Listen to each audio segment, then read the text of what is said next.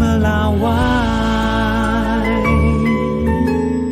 Sapa Indonesia Pagi kembali hadir saudara, kali ini di segmen Kompas Bisnis masih bersama saya Putri Oktaviani.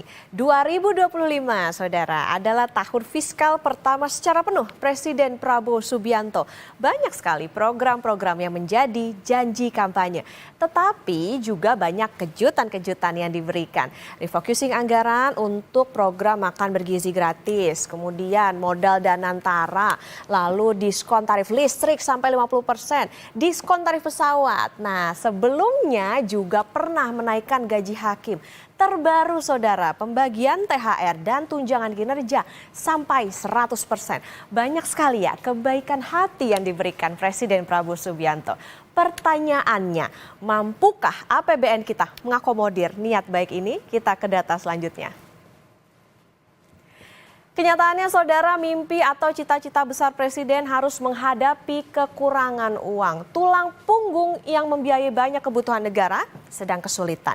Penerimaan pajak pada Februari 2025 anjlok lebih dari 30%. Kita bandingkan dulu saudara, penerimaan pajak di tahun lalu atau di tahun 2024 ini mencapai 269 triliun rupiah atau 13,5% dari target APBN di tahun 2024. Nah, Februari tahun ini penerimaan pajak yakni 187,8 triliun atau terrealisasi 8,6% dari target APBN 2025.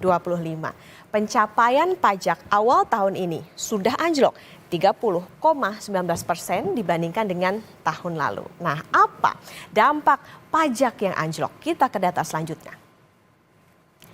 Masalahnya lagi, belanja negara pada Februari 2025 ini mencapai 348,1 triliun rupiah. Dengan realisasi ini, APBN per Februari 2025 akhirnya defisit. Ini dia alias minus 31,2 triliun rupiah atau 0,13% terhadap produk domestik bruto atau PDB. Padahal saudara, periode yang sama di tahun lalu di Februari 2024 APBN kita masih surplus 26,04 triliun rupiah atau 0,11% terhadap PDB.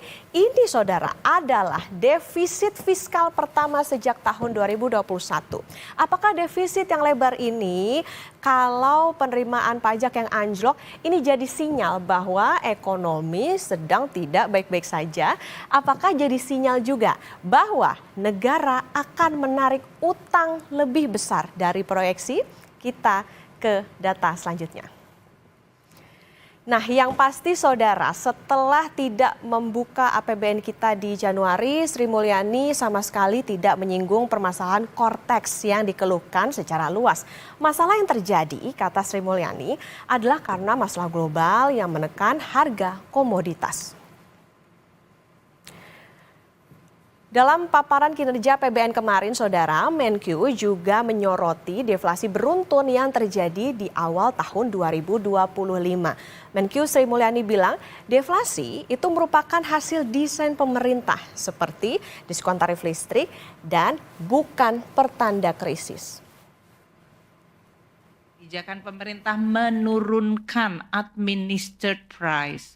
Jadi umpamanya 2 bulan kita memberikan diskon listrik. Itu pasti menurunkan harga. Kemudian kita melakukan langkah-langkah untuk menurunkan beban teman-teman yang akan mudik lebaran. Dari mulai tadi penurunan PPN tiket, kemudian harga tol, dan lain-lain. Konita, jadi kalau deflasi itu karena administered price yang turun bukan krisis, iya kan? Bukan krisis kan, bener kan? Karena memang didesain untuk turun. Justru kalau kita lihat ini, dan tadi juga pemerintah mencoba menjaga daya beli masyarakat dengan membuat langkah-langkah menurunkan administered price, itu tujuannya supaya kita tetap stabil, makanya disebut resilient.